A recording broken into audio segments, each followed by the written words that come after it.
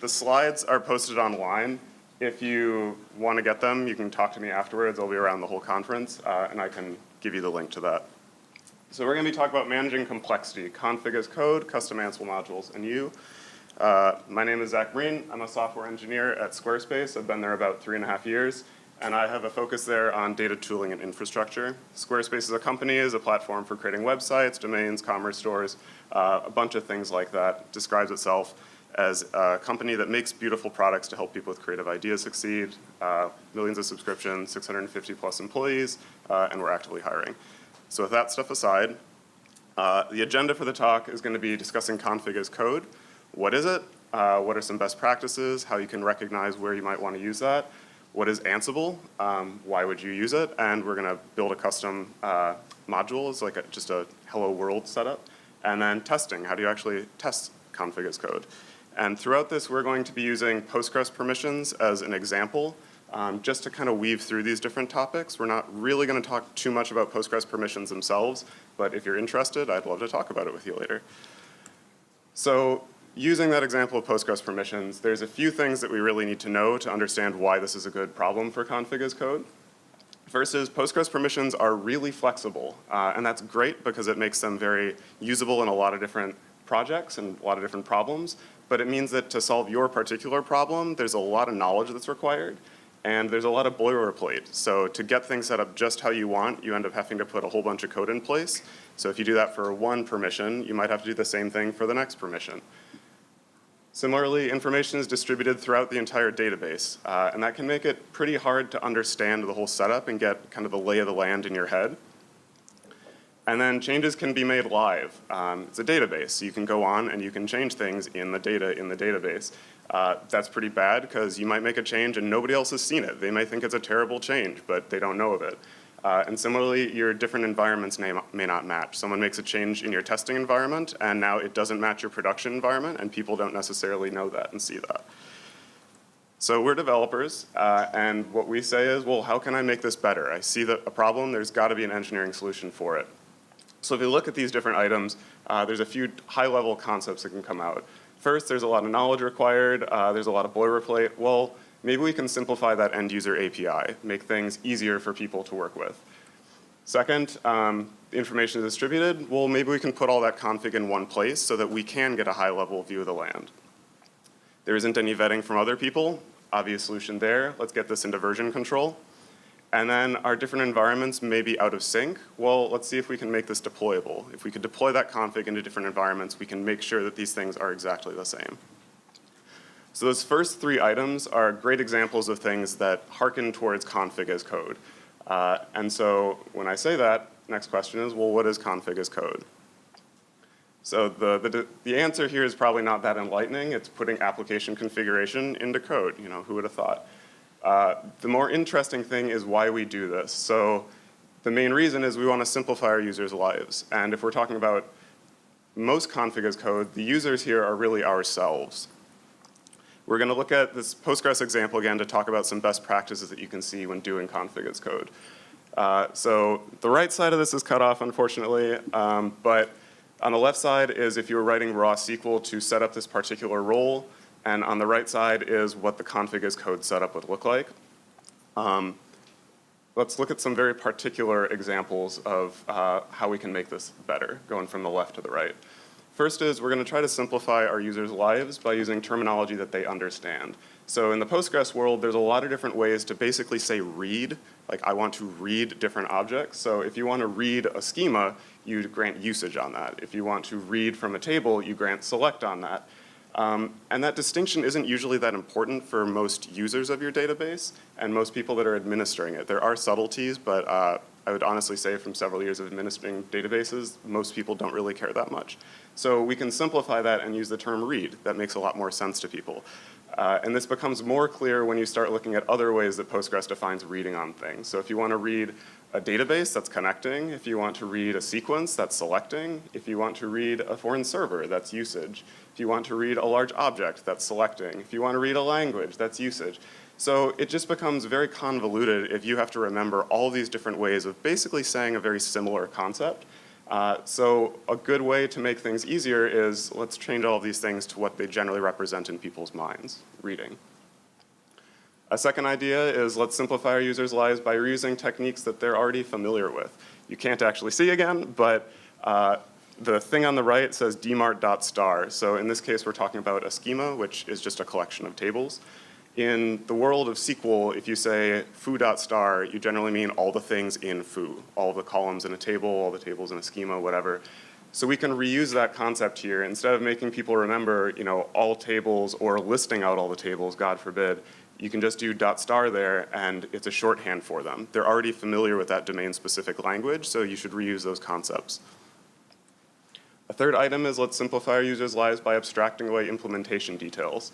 On the right side, again, it's dmart.star, and what we're saying there is I want to be able to read all of the tables in this schema. Postgres has a distinction there where you can say all the tables that are there now, you can also say all the tables that will be there in the future.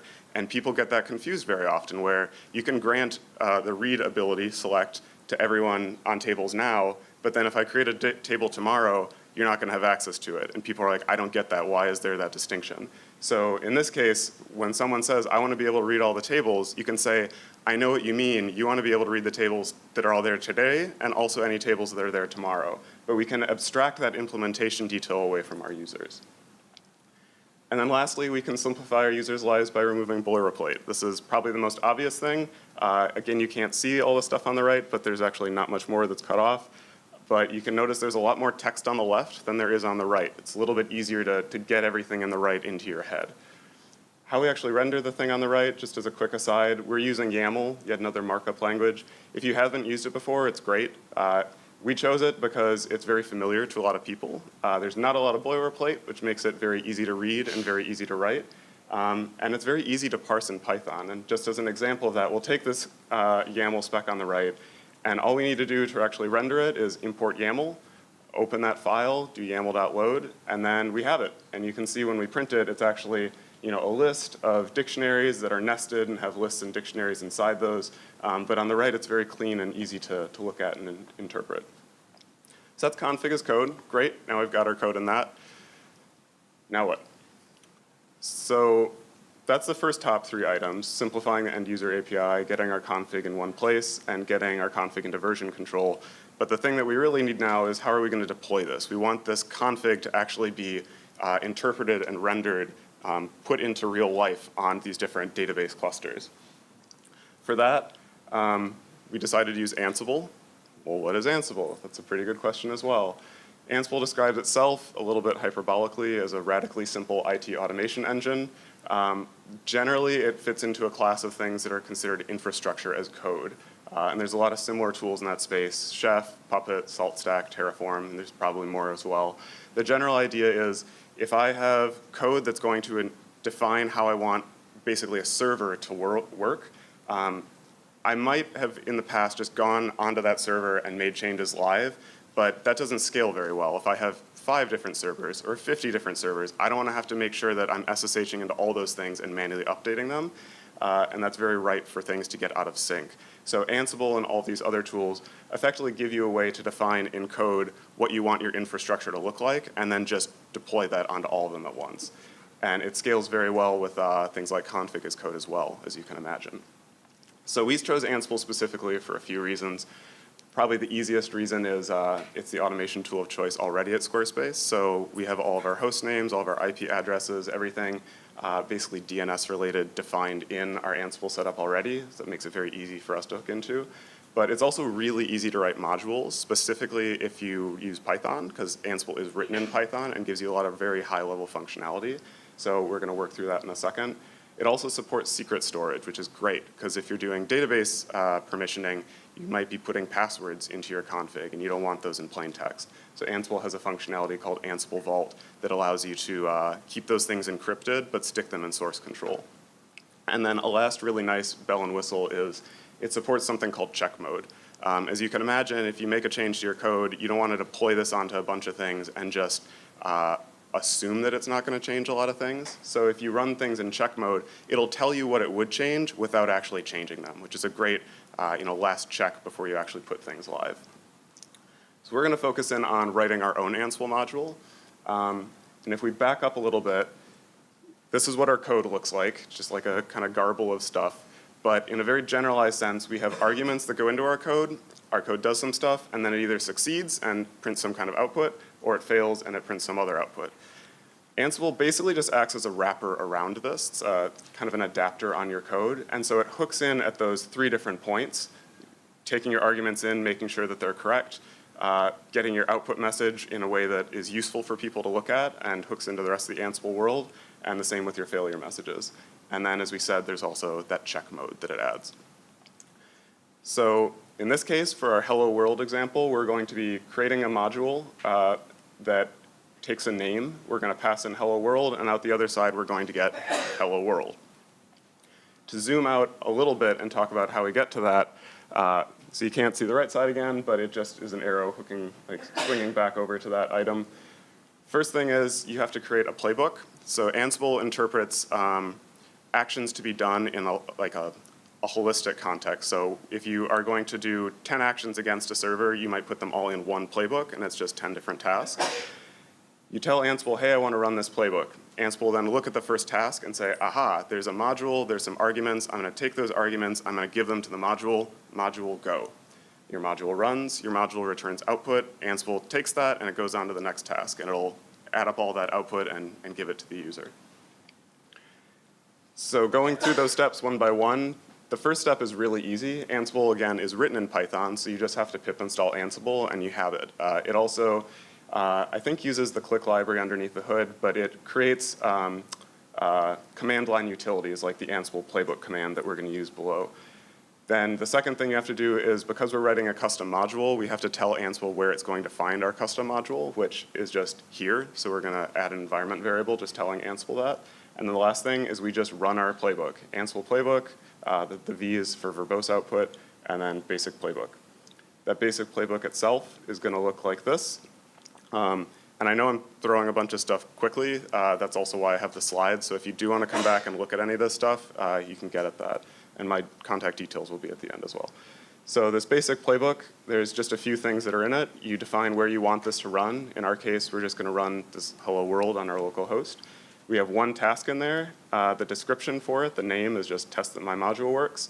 And it's invoking the basic module that we're about to write. And the name that we're going to pass in as an argument is hello world. What that basic module looks like is this. It's pretty simple. And there's just a few things that I want to point out as we go through this. The first is that if you notice at the top, there's a shebang. So we're saying here, I want to run this with Python, but you could write an Ansible module in really anything you want. You could write it in Bash, in Ruby, in Java. It's pretty agnostic to how you actually want to write your modules. The next thing right underneath that is you notice we're importing this Ansible module class. That's really the only thing that you need from Ansible in order to make a lot of your module.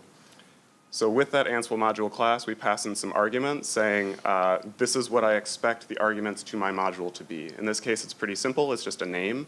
And then you can say whether that parameter is required, what type you expect it to be, in this case a string. You can put default values, some things like that. And then we're going to support check mode. And then once we have that, we do whatever we're going to do. In this case, nothing. But you could do whatever you want, arbitrary Python code. And then there's a module.exit.json, which is where we output whatever is going to come out of this module. So you'll notice that Ansible is really only here to take in our arguments and then to spit out the output. But you can do anything else you want in there, which is great. Once we would run this with that playbook, this is what the output would look like. We only have one task, so this test that my module works. You notice the message in there is hello world.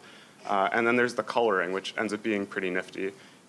If something is skipped, it ends up as a different color. If something fails, it's red. You can filter the output if you have a big playbook. So we use this for administering our entire Postgres data warehouse. There's hundreds of tasks that get run. You can filter the output to only show you things that change or things that fail. You can filter to run on just a specific server. You get a lot of flexibility in working with external servers and then also in the output that you're going to see. So returning to this model, we've hit the first two items. Input arguments are this module.params that you can then use throughout your custom module. On the other side, that success message gets rendered through module.exit.json. And then there's two other things that we want to talk through quickly, which is that check mode and that failure message. And those end up being module.checkmode and module.failJSON. So similarly, it's all off that one Ansible module class that we instantiated. How those things actually get built. So if you say you want to use check mode, which is this line, where you see that -- check flag being put in, then the module.checkmode is going to be true. So you have the flexibility to define how you're going to deal with check mode. Most core modules that Ansible supports have check mode. Some don't, which is good to pay attention to and to check in their documentation. But what's great is you can decide, in check mode, I'm going to give this output to a user, or I'm going to fail in this place. You have a lot of flexibility in how you want to interpret what check mode really means for your module. And then in this case, we said for check mode, say that this is check mode, and that's the message that we get. Then the other point is with fail mode. So if something fails, the only thing that you do is module.failJSON. Super easy as well. And Ansible then renders that in red, which is not super easy to see. But you can see that it's a red output, says fatal, and depending on how you have your playbook set up, it'll either ignore that and keep going, or you can have the thing crash to a halt and say like, hey, I'm not going to do any more because this thing that was important failed. So that's great. Ansible's actually pretty easy to use with a custom module. You just have a couple main points that you're going to be like hooking in with Ansible on, but the rest of it is just whatever code you want. Cool. So at this point, we've talked through config as code. We've talked through using a custom Ansible module to render your custom code, or to render your config as code. And then the last step is, well, how do we test this? So there's a couple things you want to do with testing. One, we want to assert that our module works as we expect. Another, we want to keep our tests isolated from real systems, like a general best practice with testing. And the last, we want to make sure this is Python 2 and 3 compatible. You may not need that as much. For us, we have a lot of old code, we have a lot of new code. It kind of spans those two worlds, and since there isn't that much that's really different between Python 2 and Python 3, we chose to support both of them. Talking about how we do that first thing, testing this custom Ansible module, there are some PyTest plugins that allow you to test an Ansible module itself. But what's great is because we said Ansible is just acting as an adapter around our code, we really can just mock those 4 different methods associated with that module and then just test our code itself. And that's a lot easier paradigm for us to pay attention to because we're all used to testing our own code. So how would we actually mock that? There's going to be a PyTest talk later today, so I'm not going to talk much about the PyTest side of this, but in the top, you'll just notice we're creating a fixture, which in the PyTest world is just a reusable thing that's going to be used by your tests. And so before a test runs that uses our mock module as we're defining it, it gets instantiated here. So we're creating a mock Ansible module class. Here we're just defining the fail.json method. That way we're not showing all the rest of the stuff, but you would define those as well. And then we return that. And so on a single test, you notice down here we have one. We're taking in that mock module, and then using it. And since we mocked out our fail.json to go to our standard error, then we would just use a PyTest plugin to capture what goes to standard error, and we would look at that from the caplog fixture. There's a lot of different ways you can do this. I'm happy to talk more about this as well. So that's the first side. We can just mock out all of our Ansible stuff and just test our code as we normally would. The other two pieces are keeping your tests isolated and testing in Python 2 and 3. This becomes a little bit more interesting with a config as code setup because you do generally have some external system that you're trying to work against. For us, we chose to use PyTest, but Docker and a makefile as well. And the logical question to ask there is, well, couldn't you just use Tox? The reason we didn't do that is because we're dealing with a Postgres database. And we historically did do a Tox-based setup where we would, within the Docker Python library, build out our Postgres instance all within Python. But every time you run your setup, you end up creating that fixture. It adds a whole bunch of time overhead. And really, it's a separate concept. It makes sense to say, like, bring up this Postgres database, do your tests against that thing, but they're separate concepts. And then, as I said before, it's a speed thing because we can just set up this Postgres database. We can run our tests against it. When our test suite is done, make changes. The Postgres stays up if you want it to. Make changes, run our tests against that same thing, but we don't have to keep bringing this thing up and down. So how we actually do that? if you haven't used a makefile before, which most people here probably have, but you have targets within it, so you'll say like make build, and that'll execute a bunch of code. So in this case, we do make build and make test. Make build ends up looking like this. So within a makefile, each of the targets is basically just running a bunch of terminal commands. So if you haven't used Docker, don't worry too much, but we're just building a Python 2.7 Docker image and a Python 3.6 Docker image, and then we're going to spin those things up and run them against our Postgres. What that the Docker file actually looks like for building those tester images is just this. The important things here are we're using Python 2 or 3. We copy our requirements.txt and then install those things, and then we run PyTest. The test itself, that make test, does all of these things. So each of these is an individual makefile target. We get rid of our .pyc files and stuff like that in the clean. Then we create a network that our different Docker containers are going to be able to interact with each other on. We start up our Postgres. We wait a couple seconds so that Postgres can get up and going. And then we run our Python 2.7 Docker image. So that turns into a container. It executes all its tests against our Postgres, and then it goes down. And if it fails, it'll give out your fail messages. And then the same thing happens with our 3.6 container. And then we stop Postgres. The nuances here to talk about, specifically because we're using this external system, are how to keep our tests independent and how do we deal with tests that require setup. And what's great is, so both of these get solved in the same mechanism, basically. We're going to be rolling back our changes to keep our tests independent and then using fixtures for setup. What that looks like, so this is the fixture that we're using to connect to our Postgres data warehouse. In PyTest, there's the idea of yield fixtures. They're actually the default fixture type. And so you can see there's this yield line, or yield line 39 right in the middle. If we draw a line through that, everything before that is setup, and everything after that is tear down. So what that means is we have a test. It says, hey, I want to use that cursor.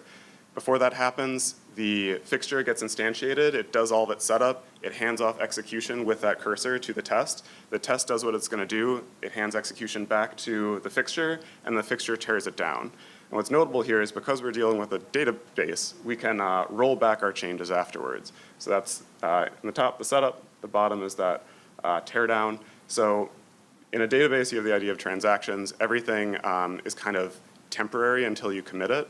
So we can do all of our config as code, make sure things work as we expect, and then just roll back that change afterwards, and the database never had anything actually committed to it. The next test ends up being entirely independent. So we just talked through config as code. We talked about how to use Ansible to set up a custom module to use your config as code, and then we just talked through testing. And it looks like we're basically out of time. There's my contact info. I'll also hang around for a few minutes afterwards. I don't know, do we have time for any questions? 3 minutes. Okay, maybe 3 minutes. So any questions? So I noticed in a couple of cases there was this change as like a true or false. So what is that represented in Ansible? Yeah, so in Ansible, you get to define that if it's a custom module. And so you get to say, am I actually going to make a change to whatever thing I'm working against? And so if you're in check mode, you'll notice, well, I don't know if you noticed, but we changed it to green. We said we're not actually changing anything because we're just checking. We're telling you, this is what we would do. But so Ansible tries to keep things idempotent. So if you were to say, I'm going to create a folder, if you actually create that folder, you'll say like, yep, I changed something. I just want you to know. Because then you as a user of that Ansible playbook can say, I only want to see the things that change, and you'll know what happened. If that folder already existed, Ansible would say, oh, the folder's already there. I'm not going to do anything, so I didn't change anything. So it just ends up being a useful signal to the end user. It allows you to filter, and then it also has the coloring, which is pretty nifty. Any other questions? Cool. Well, thank you very much.